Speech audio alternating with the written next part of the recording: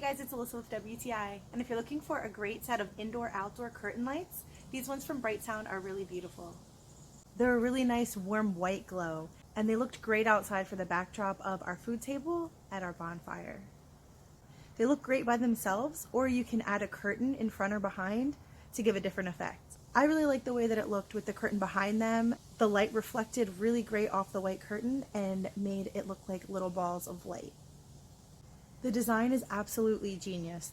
They did not get tangled at all because we did follow the instructions. So we hung up the top line first and kept the lights themselves still bundled, and it was really easy to hang up. We just put some nails up in the wall and hung the top line through them.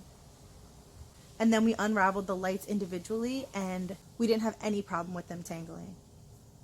I love that they give such a beautiful, cozy, romantic glow to any setting. So if you're looking to add beautiful ambiance to your next party or your house, these curtain lights from Brightown are going to do just that. And that's my point of view.